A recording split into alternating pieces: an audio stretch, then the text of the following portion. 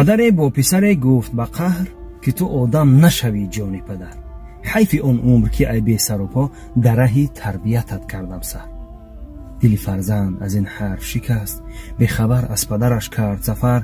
رنج بسیار کشید و بعد از آن زندگی گشت به کامش چو شکر. عاقبت شهرت و والایی یافت، حاکم شهر شد و صاحب زر.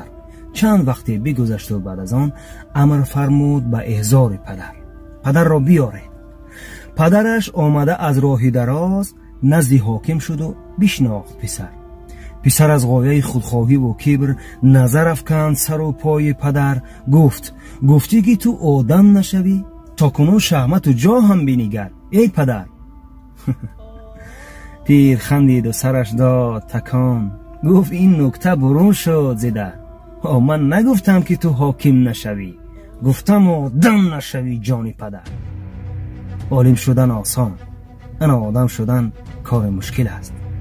ای پسر، با پدر زشتی مکن، ناگه خدا کورت کند.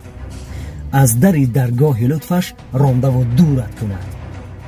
با پدر با لطف و احسان گفتگو کن دایما، آخر کس نمیداند چسان خواهد شدن فرجام ما. گر به پیری میرسد دستش بگیر خارش مکن، با سخنهای زبانت هیچ آزارش مکن. آخر آن پدر بیشک تو را از جان عزیزت کرده است، هیچ کار نیست بهر تو ادا ناکرده است.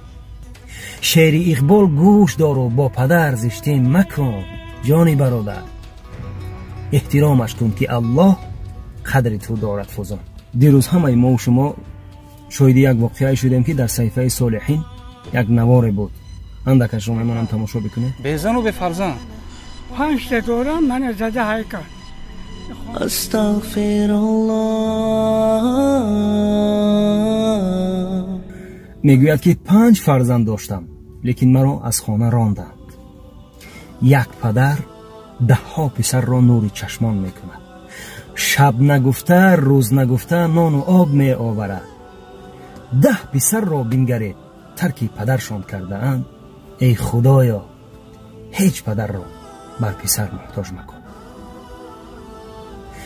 حیف فرزند که به ناموس و به عار شود، وقتی پیری پدر و مادر او خوار شود. احترامشون کنید که بعداً پشیمان خواهید شد.